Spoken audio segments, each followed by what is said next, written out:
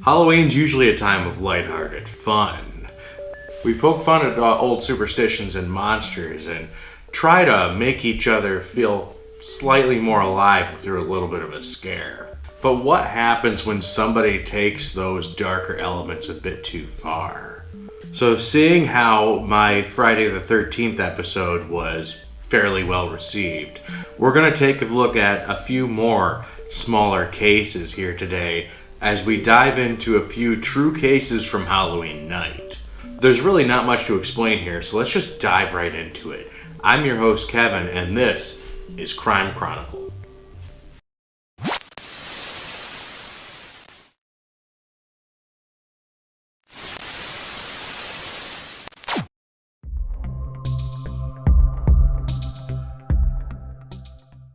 Leading up to the murder of Peter Fabiano, a tragic tale of betrayal unfolded.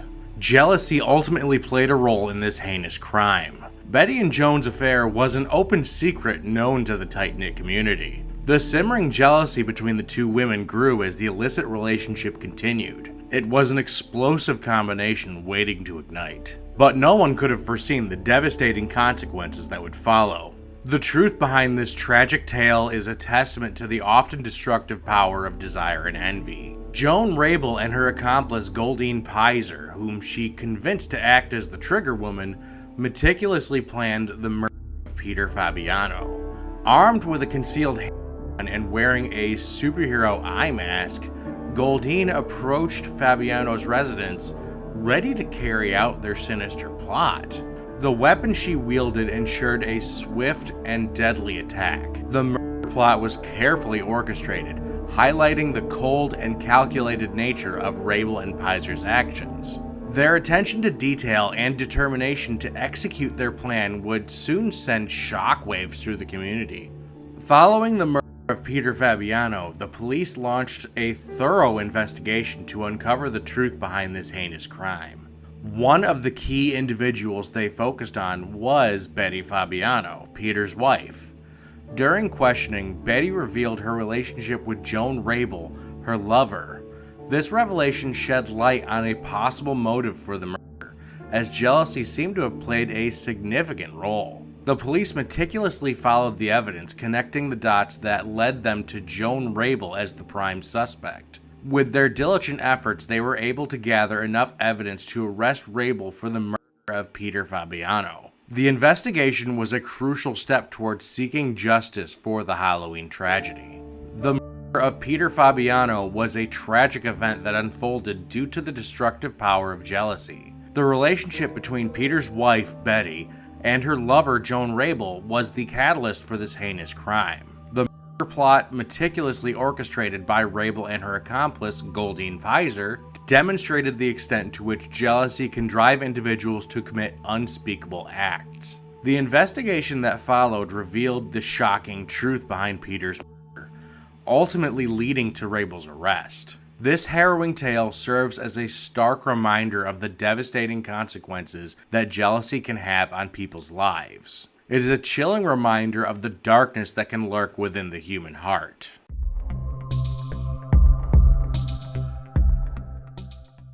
On the fateful Halloween night of 1974 in Deer Park, Texas, Timothy O'Brien and his dad set off for an evening of trick-or-treating with friends. Along their route, they stumbled upon a house adorned with Halloween decorations, but unusual for one simple reason. Its lights were ominously turned off. Intrigued yet undeterred, Timothy and his friends made their way toward the dark house, unaware of the sinister events that were about to unfold. On that fateful night, Timothy O'Brien's father, Ronald Clark O'Brien, unknowingly handed him a deadly treat. Little did he know that the pixie sticks he gave his son were partially filled with cyanide. And unfortunately for Timothy, he had consumed a lethal amount. The police swiftly responded to the tragedy, but fortunately for the other children, they had not consumed the poison candy. This shocking discovery sent shockwaves through the community, leaving everyone wondering how such a sinister act could occur on a night meant for innocent fun. The investigation into Timothy's death quickly turned its focus towards Ronald as a suspect.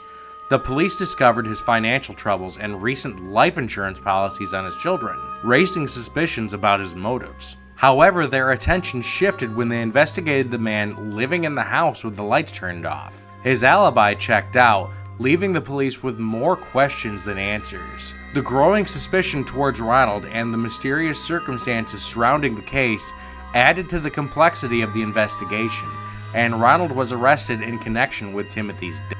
Ronald Clark O'Brien maintained his innocence throughout the trial, but the jury swiftly convicted him of the murder of his own son, Timothy. The evidence against Ronald was compelling, with the prosecution presenting the cyanide-laced pixie sticks as a key piece of evidence.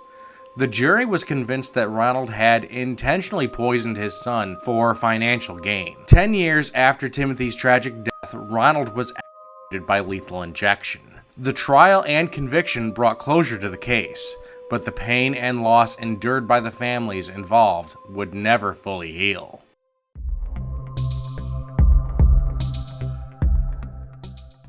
On Halloween night in 2012, a horrifying murder shook the community of Isabella County, Michigan.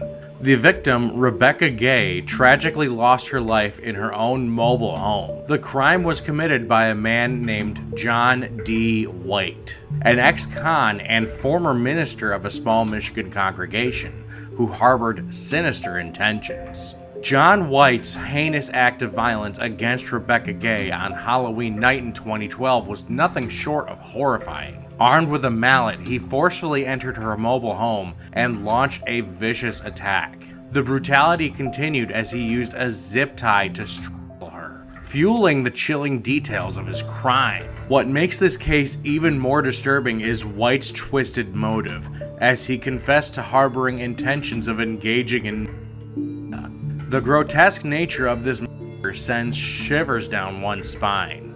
During the horrifying murder of Rebecca Gay, her 3-year-old son was present in the mobile home. After committing the crime, White, the perpetrator, shockingly stayed with the child. He even went as far as dressing the little boy in his Halloween costume before delivering him to his father. The presence of a child adds another layer of tragedy to this already disturbing case, highlighting the lasting impact it had on the victim's family.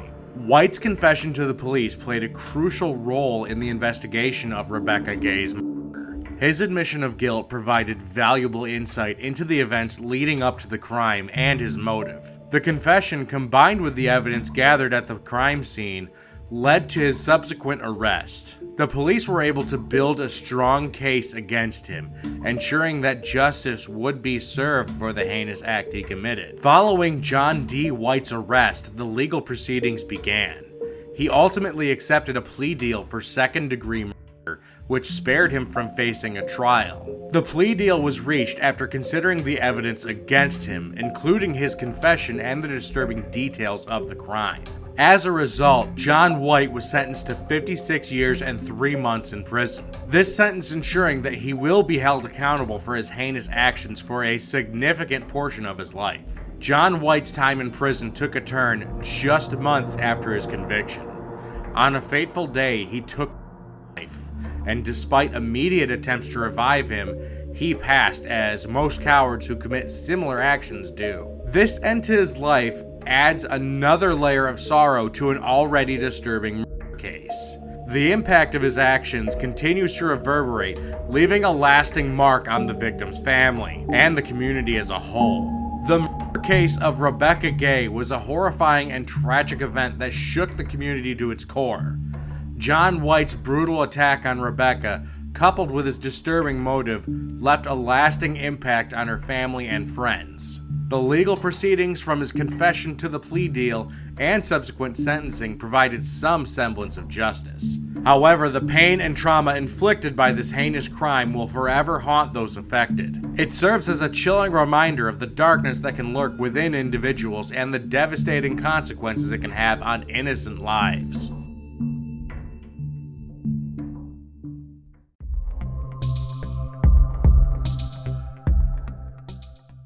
This tragic incident centers around Carl Jackson and a group of young men who thought it would be a good idea to throw eggs at his car. Little did they know their actions would set off a chain of events that would change everyone's lives forever. It's one of those situations where you can't help but wonder how things escalated so quickly.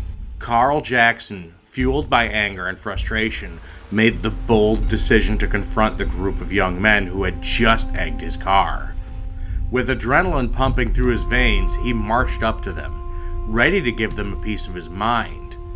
The tension in the air was palpable as Carl squared up to the ringleader, his voice trembling with a mix of rage and fear. The fatal shooting was the tragic culmination of the escalating confrontation.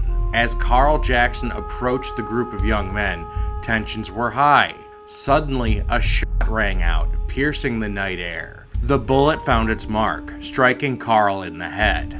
The devastating impact of that single moment reverberated through the community, leaving everyone in shock and disbelief. It was a senseless act of violence that forever changed the lives of those involved. After the tragic incident, the authorities wasted no time in pursuing justice. Curtis Sterling, the 17-year-old responsible for the murder, found himself facing the full force of the law.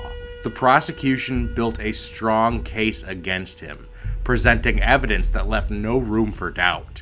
It was a tense courtroom battle, with both sides fighting tooth and nail. The legal proceedings were intense, but justice had to be served.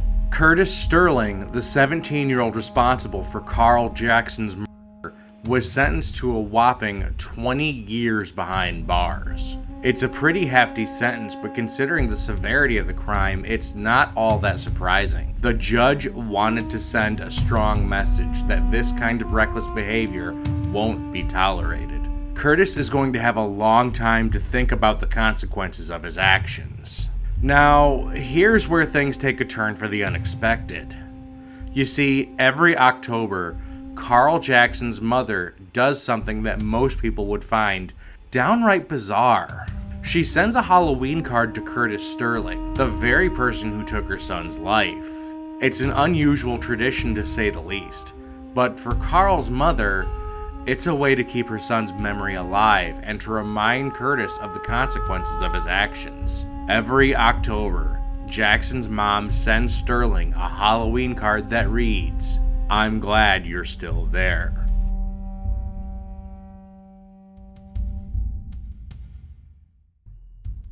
Thank you for making it to the end of the episode. If you're new here, welcome, and if you're a returning viewer, welcome back. If you appreciate what I do here, please hit that like button.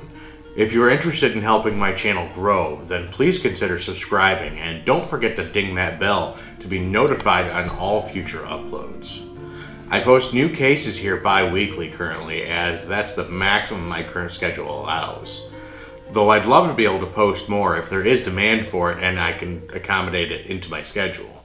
If there are any solved or unsolved cases you'd like to see me cover, then please leave your suggestion down in the comments. If you're hungry for more Crime Chronicle, then good news, YouTube thinks you'll like this video that I'm definitely pointing to right now. If that's the right area, I don't remember. That's all I have for you on this episode. I've been Kevin, this has been Crime Chronicle, and you stay safe out there.